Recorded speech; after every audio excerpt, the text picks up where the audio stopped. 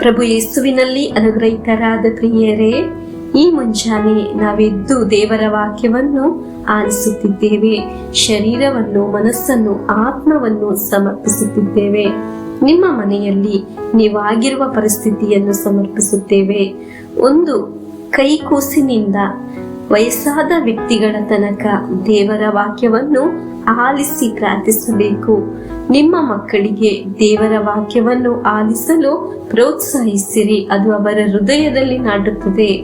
Pregnant ಆಗಿರುವವರು ದೇವರ ವಾಕ್ಯವನ್ನು ಆಲಿಸುತ್ತಿದ್ದರೆ ನಿಮ್ಮ ಹೊಟ್ಟೆಯಲ್ಲಿ ಇರುವ ಮಗು ಸಹ ದೇವರ ವಾಕ್ಯವನ್ನು ಆಲಿಸುತ್ತಿದೆ. ಹಲ್ಲೆಲೂಯಾ. ವಾಕ್ಯವು ಕುಟುಂಬದ ಬೆಳಕಾಗಿ ಮಾರ್ಪಡುತ್ತದೆ.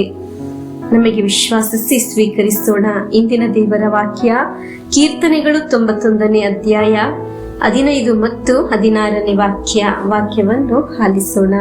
ನನಗೆ ಮೊರೆಯಿಟ್ಟಾಗ ಕಿವಿಗೊಡುವೆನು, ಸಂಕಟದೊಳು ಅವನ ಸಂಗಡವಿರುವೆನು.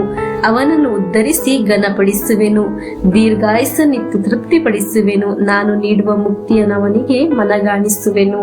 ಪ್ರಿಯರೇ, ಸುಮ್ಮನೆ ಅವರ ಬಗ್ಗೆ ಇವರ ಬಗ್ಗೆ ಚಾಡಿ ಮಾತಾಡಿಕೊಂಡು ಕುಳಿತರೆ ನಮ್ಮ ಪ್ರಾರ್ಥನೆಗೆ ಉತ್ತರ ಲಭಿಸುವುದಿಲ್ಲ ಎಂದು ನಾವು ದೇವರ ವಾಕ್ಯದಲ್ಲಿ ಆಲಿಸಿದ್ದೆವು. ನಮ್ಮ ಕಷ್ಟದಲ್ಲಿ, ಸಂಕಟದಲ್ಲಿ ನಮ್ಮನ್ನು ಬಿಟ್ಟು ಅನೇಕರು ನಮ್ಮನ್ನು ಬಿಟ್ಟು ಹೋಗಿದ್ದು ಉಂಟು. ದೇವರ ವಾಕ್ಯ ನುಡಿಯುತ್ತದೆ, ನಮ್ಮ ಪ್ರೀತಿಸಿದ, ಸೃಷ್ಟಿಸಿದ ನಮ್ಮ ದೇವರು ನುಡಿಯುತ್ತಿದ್ದಾರೆ, ನಿನಗೊಂದು ಕಷ್ಟ ಬಂದರೆ ನಾನು ನಿನ್ನ ಜೊತೆಯಲ್ಲೇ ಇರುತ್ತೇನೆ.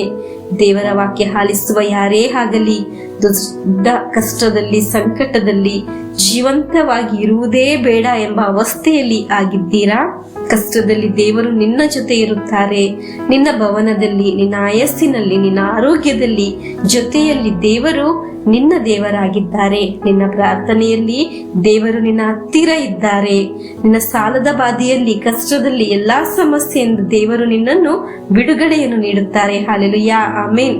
ಎಲ್ಲರ ಮುಂದೆ ತಲೆ ಎತ್ತಿ ನಿಲ್ಲುವ ರೀತಿಯಲ್ಲಿ, ಆ ರೀತಿ ಸಾಧ್ಯವಾಗುವ ರೀತಿ ಉನ್ನತಕ್ಕೆ ನಿನ್ನನ್ನು ಹೇರಿಸುತ್ತಾರೆ. ಆಮೆನ್. ಸಂತೃಪ್ತಿ ಇರುವ, ಆರೋಗ್ಯದಲ್ಲಿರುವ, ದೀರ್ಘಾಯಸ್ಸನ್ನು ನಿನಗೆ ನೀಡುತ್ತಾರೆ. ಅದು ನಿಮ್ಮ ಕುಟುಂಬದಲ್ಲಿ, ನಿಮ್ಮ ಜೀವನದಲ್ಲಿ ಬೆಳಕಾಗುತ್ತದೆ. ದೇವರು ನೀಡುವ ರಕ್ಷಣೆ ತೋರಿಸಿಕೊಡುತ್ತಾರೆ. ಆಮೆನ್. ನಮಗೆ ಪ್ರಾರ್ಥಿಸೋಣ. ಈಗ ಆಲಿಸಿದ ದೇವರ ವಾಕ್ಯದ ಅನುಗ್ರಹ ಒಳಿತು ನಮಗೂ ನಮ್ಮ ಕುಟುಂಬಕ್ಕೂ ಬೇಕು. ನಾನು ಅದರಲ್ಲಿ ಜೀವಿಸುವ ಅನುಭವವೂ ಬೇಕು. ನನ್ನ ದೇವರು ನಮಗೆ ಸಹಾಯ ಮಾಡುವ ಅನುಭವ ಬೇಕು. ಆ ದೇವರಾಗಿದ್ದಾರೆ.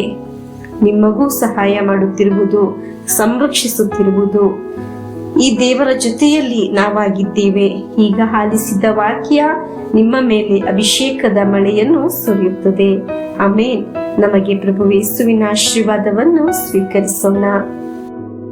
ನಮ್ಮ ಪ್ರಭು ಯೇಸು ಕ್ರಿಸ್ತರ ವರಪ್ರಸಾದವು, ದೇವರ ಪ್ರೀತಿಯು, ಪವಿತ್ರಾತ್ಮರ ಅನ್ಯೋನ್ಯತೆಯು ನಮ್ಮೊಡನೆ ಇರಲಿ. ರೋಗಗಳಿಂದ, ಅಪಘಾತದಿಂದ, ದುರ್ಮರಣದಿಂದ, ಅಗಾಲಿದ ಮರಣದಿಂದ, ಅಸೂಯೆಯಿಂದ, ಮೋಸವಂದನೆಯಿಂದೆಲ್ಲ ದೇವರು ನಮ್ಮನ್ನು ಸಂರಕ್ಷಿಸಲಿ.